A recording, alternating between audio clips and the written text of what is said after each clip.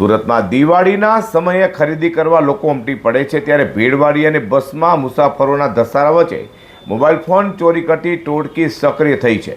તો બીજી તરફ આવા જ રીઢાઓને સુરતના ઉધના પોલીસે ઝડપી પાડી તેઓ પાસેથી સુરતના જુદા જુદા પોલીસ પથકની હદમાંથી ચોરાયેલા આશરે અધધો કહી શકાય તેમ 273 જેટલા લાખો રૂપિયાના મોબાઈલ ફોન કબજે કર્યા છે. સુરત પોલીસ કમિશનર, ખાસ પોલીસ કમિશનર સેક્ટર 1 વાબાંગ જામી, નાયબ police commissioner zone 2 doctor Kanan Desai અને મદદનીશ પોલીસ કમિશનર સી ડિવિઝનના માર્ગદર્શન હેઠળ ઉધના પીઆઈ એસએન દેસાઈ તથા સેકન્ડ પીઆઈ જેએસ જામરે અને પીએસઆઈ એમ કે ઈસરાણી તથા પીએસઆઈ બી કે વાઘેલાની ટીમ પેટ્રોલિંગમાં હતી.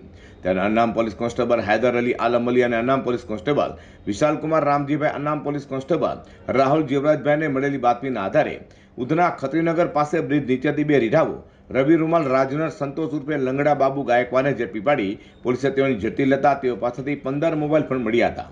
તો આરોપીની પૂછપરછ કરતા તેઓએ કબૂલાત કરી હતી કે અન્ય આરોપી ધીરજ રવિન્દ્ર જોપે પાસે ચોરીના અન્ય મોબાઈલ છે, તેથી તેને પણ ઝડપી પાડી ત્રણેય પાસેથી ઉધના પોલીસે 16,79,000થી વધુની કિંમતના 279 જેટલા મોબાઈલ ફોન કબજે લીધા હતા.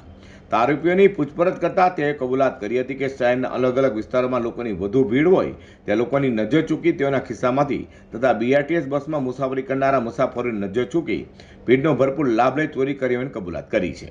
હાલ તો ઉધના પોલીસે લાખોના 279 જેટલા મોબાઈલ ફોન કબજે કરવામાં સફળતા મળી છે. ત્યારે આરોપીઓની ઉધના પોલીસે વધુ પૂછપરછ હાથ ધરી છે.